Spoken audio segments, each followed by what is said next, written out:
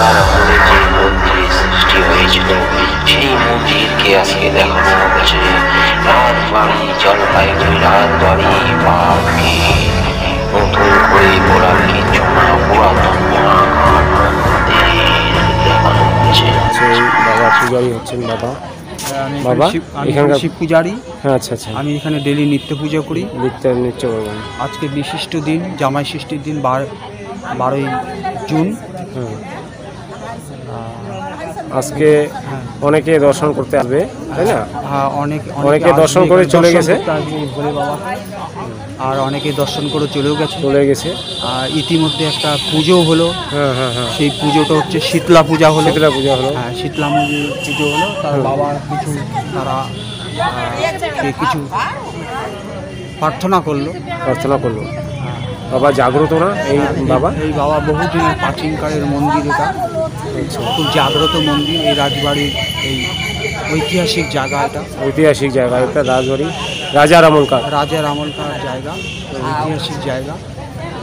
আপনি বাবা কতদিন থেকে পূজা করতেছেন এখানে? আমি এখানে 12 বছর ধরে আছি। 12 বছর? হ্যাঁ, 12 বছর ধরে। বাপরে বাবা, আপনার দর্শন পাইনি বাবা, আপনাকে প্রণাম করি।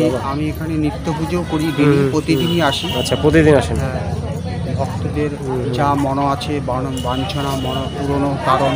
আচ্ছা, যে যেরকম করে আমাকে সাহায্য করে বাবার আর্থিক দিয়ে, বাবা একটু আমি তাদের সেবাগুলো যত্ন করে নিই।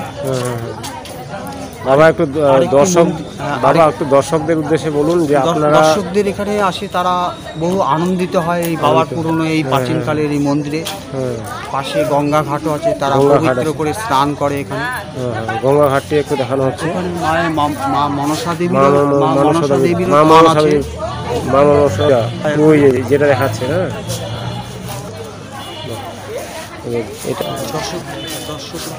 দর্শকরাও আছে।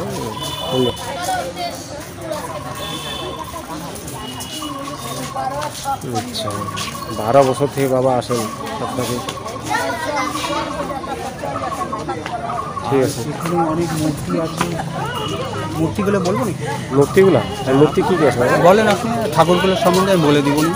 মা মনসা আছে, শিব ঠাকুর আছে, পাশে নন্দী দেবতা আছে, যাকে লক্ষ্মী মাতা বলে। তার পাশে আছে গণেশ, পার্বতী নন্দন। আচ্ছা, পার্বতীর প্রিয় পুত্র গণেশ ঠাকুর। তারপরে আছে বুদ্ধদেবের পরে আছে বিষ্ণু ভগবান, যাকে বলে নারায়ণ ঠাকুর। নারায়ণের পরে আছে মহালক্ষ্মী মাতা। লক্ষ্মী মাতার পরে আছে সরস্বতী ঠাকুর। সরস্বতীর পরে আছে দুর্গা মাতা। দুর্গা মাতার পরে আছে বজরংবলী, রামচন্দ্রের ভক্ত। তারপরে আছে মা কালী। সবার পুজো আপনি করেন? সব পুজো আমিই করি। অনেক লোক আসে বাবা এখানে, বহু ভক্ত আসে। এক এক দিন এক এক রকম ভক্ত হয়। আজকে একটা বিশিষ্ট দিন, জামাই ষষ্ঠীর দিন। মহান দিন। মা দুর্গার একটা আরাধনা আছে, জগদ্ধাত্রীর একটা আরাধনা আছে। তারা আসছে, অনেকে আসছে নতুন জামাই নিয়ে, এখানে আনন্দিত উপভোগ করে, বাবাকে দর্শন আশীর্বাদ করে, তাদের আশীর্বাদ মাথায় থাকে। আচ্ছা আচ্ছা। গোপালদার চ্যানেলকেও আমি খুব গোপাল ধন্যবাদ। আমার নাম বিশ্বজিৎ, আমি এখানকার পূজারি, নিত্য পূজা করি। ঠিক আছে বাবা, আমি তাহলে এই আপনার এই প্রচারটা আমি করছি। কেন বলেন তো, আপনার এই জায়গাটায় যাতে আরও জাঁকজমক হোক। আচ্ছা, বাইরের থেকে লোক আসুক, এই লোকরা আসে, আনন্দ উপভোগ করুক।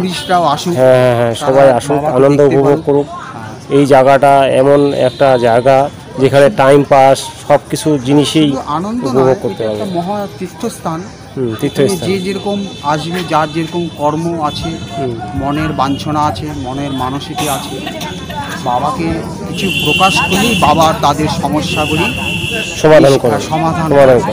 ঈশ্বরের তো সবসময় তো সমাধানের মর্যাদা থাকে।